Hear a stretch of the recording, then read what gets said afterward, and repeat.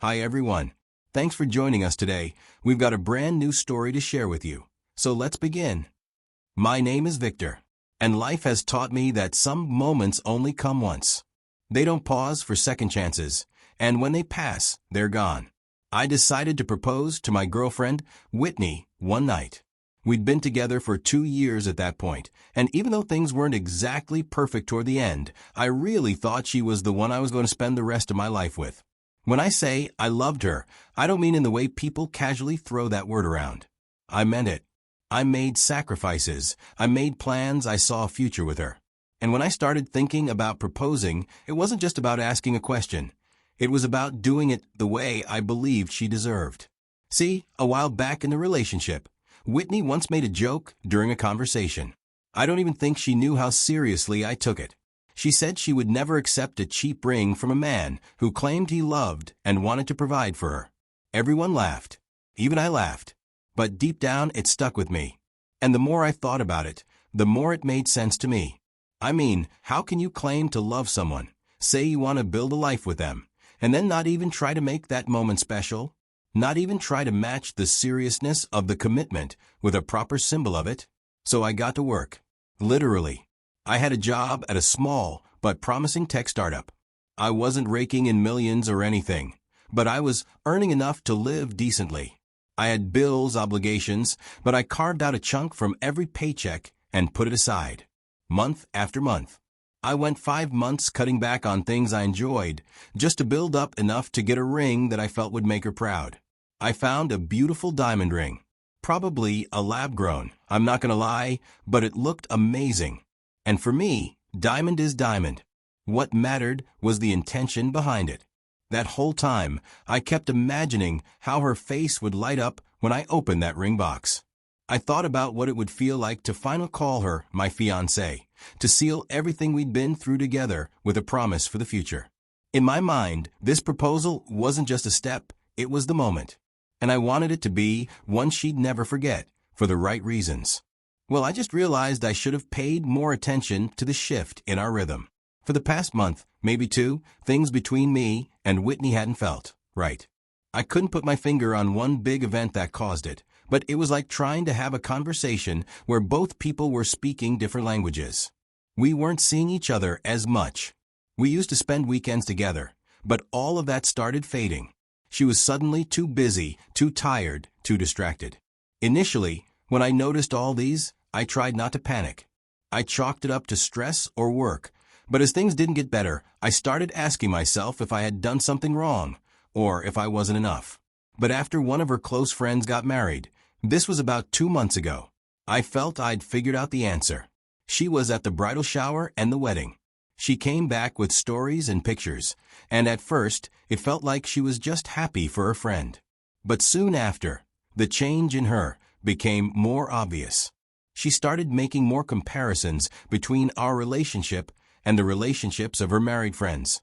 Some subtle, some not so much. I'd hear things like, she's the only one not engaged or married among her friends, or talks about men who are not ready to settle down. Comments like that started slipping into conversations more frequently. It felt like I was being measured against other men who had already locked down their women with weddings, flashy rings, and grand gestures. Still, after all the signs and doubts, I had this hope that the proposal might fix things.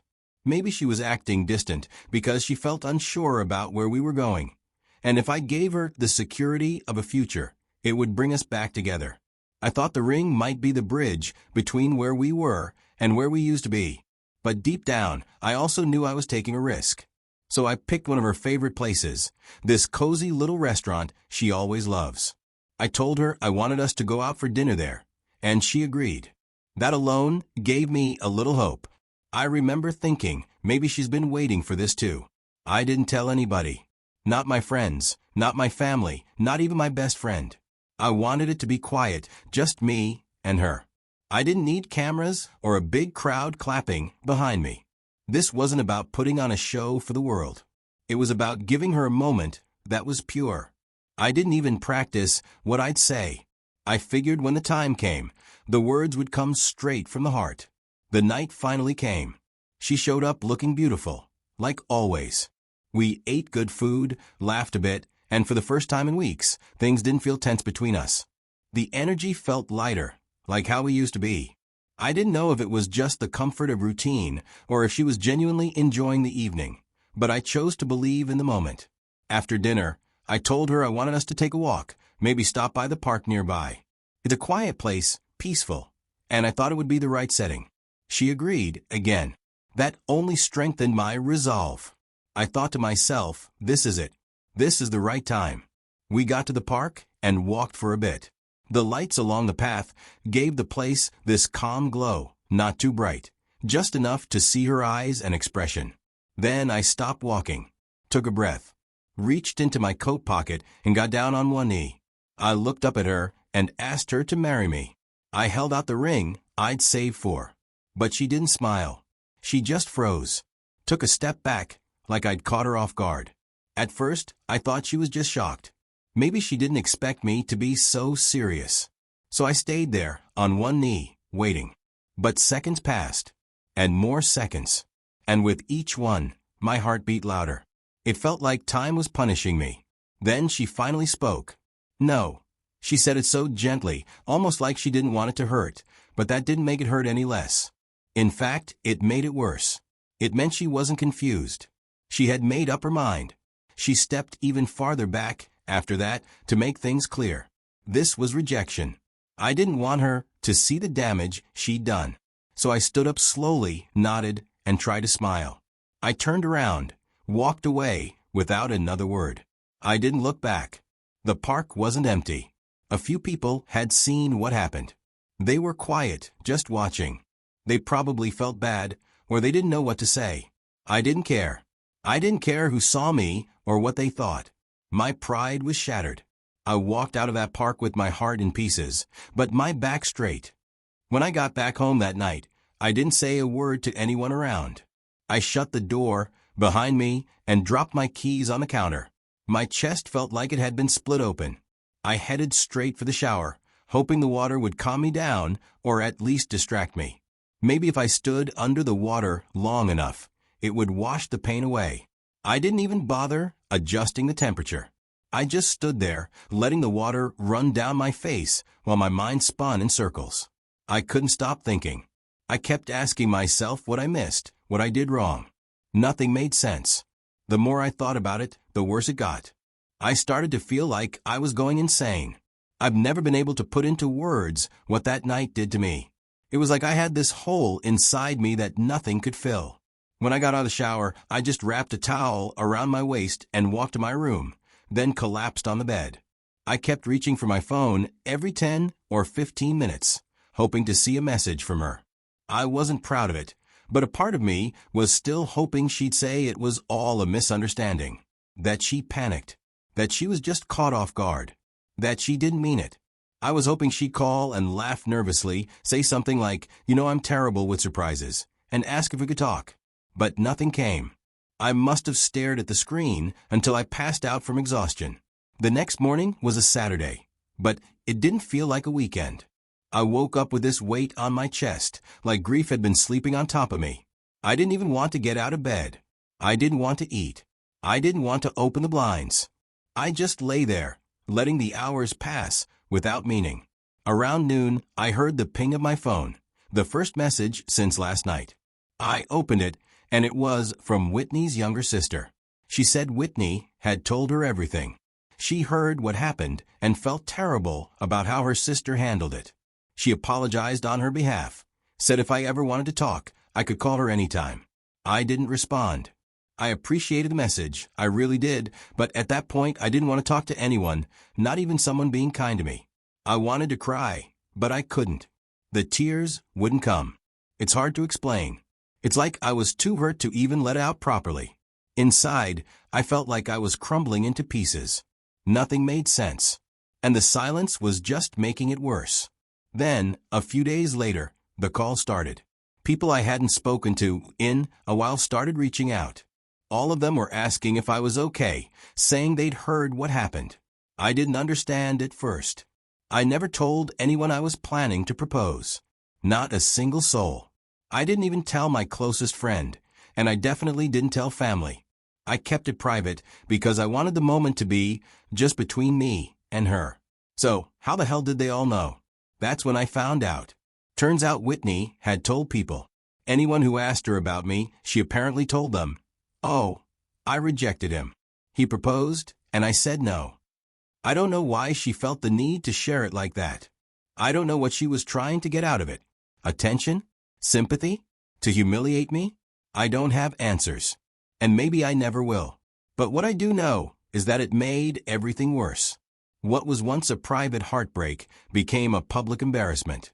But even with all that, I didn't lash out. I didn't go online to rant.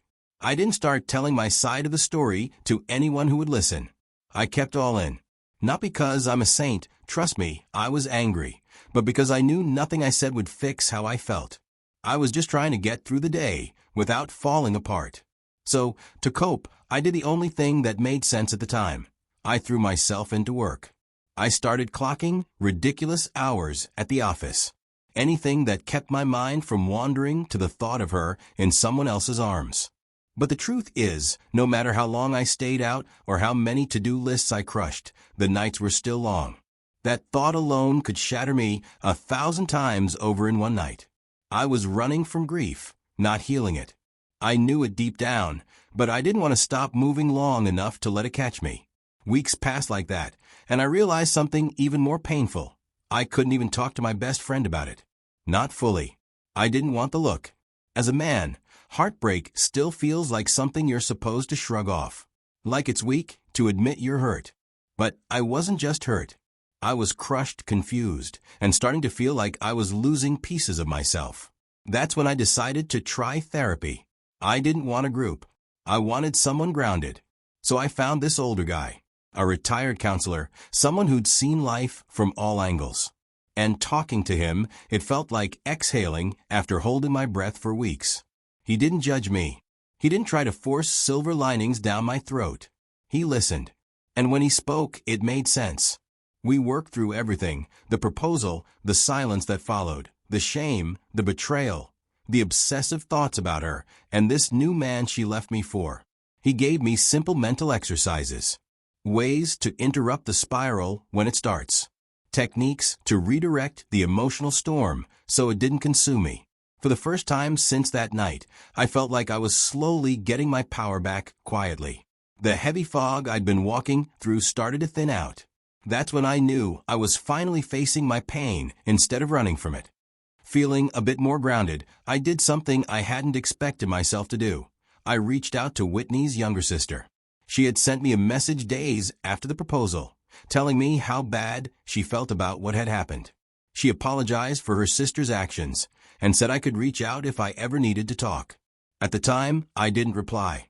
Not because I was angry, I just didn't have the strength to engage. But she kept checking in now and then, sending short, kind messages that I quietly read without responding.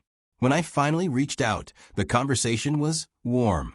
She's a good person, genuine, the kind of person who doesn't say kind things for attention. She just means them. And it wasn't about romance or rebound or anything dramatic. We got close. And it made me wonder how someone so grounded and kind could be the sister of someone who handled things the way Whitney did. I guess that's life. People are individuals, not extensions of their family. When Whitney found out I had gotten close to her younger sister, it was like something snapped in her. Out of nowhere, she called her sister up and gave her a warning, told her to stay away from me, that it wasn't right. I wasn't even there for the call, but her sister told me everything after. I was confused. What exactly is the problem? Her sister had shown me more genuine care in those few weeks than Whitney had in the last few years of our relationship. She didn't judge me. She didn't mock my pain. She didn't try to twist the story. She just listened, checked in, and sent the occasional, "How are you doing today?" text when she didn't have to. That kind of human kindness isn't romance. That's just being decent. So for Whitney to come at her with so much rage when she had no business left in my life was wild. It didn't add up. But it started making a bit more sense after I had a deeper talk with her sister. That's when she told me the part one hadn't known. Whitney had left me for someone else. I didn't know his name, and I didn't ask. But apparently, That relationship ended too. And not in a graceful way. The guy had been cheating on her constantly. That's what her sister said. Now, I don't say this with pride, but hearing that didn't bring me joy. It didn't make me feel vindicated or triumphant. If anything, it just made me even more certain that I'd dodged something deeply toxic. Maybe Whitney lashed out at her sister not because we were close, but because it reminded her of what she threw away or what she lost without even realizing it. Either way, I didn't let it get to me. Her sister and I made a quiet decision. We'd ignore her warnings. We were adults, and we weren't going to let someone else's regret or bitterness dictate who we could or couldn't speak to. And I thought that would be the end of it. Weeks later, right out of the blue, she reached out to me through a message. She said she was sorry. Said she regretted how things ended between us. Said she wanted to meet up and talk about things. I didn't reply immediately. I wasn't really sure what to feel. That evening, she sent another one, this time more direct. Asked if I was home. Said she could stop by and make me my favorite meal. It felt like emotional bait. Like she was dangling familiarity in front of me, hoping it would pull me back in. But I wasn't that man anymore. I wasn't about to throw all of my dignity away for leftovers from someone who didn't choose me when it mattered. So I responded, calmly and clearly. I told her not to message this number again. And then I blocked her. Just like that. And I didn't tell her sister either. Because why bring unnecessary weight into something that was finally feeling light? I'll be honest with you, what happened with Whitney left a scar, and it changed how I move afterward. And in the middle of all that darkness, the one surprising source of light came from someone I didn't expect, her younger sister. It meant something to me. It still does. Now, let me be clear. There's nothing romantic going on between us, at least not now. But she's become a good friend. And, to be honest, if somewhere down the line that friendship turns into something more, I wouldn't fight it.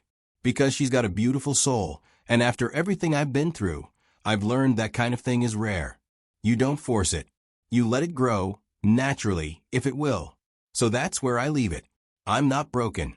I'm not bitter. I'm just walking forward with people who want to walk with me. And for the first time in a long time, I'm okay with where I'm heading.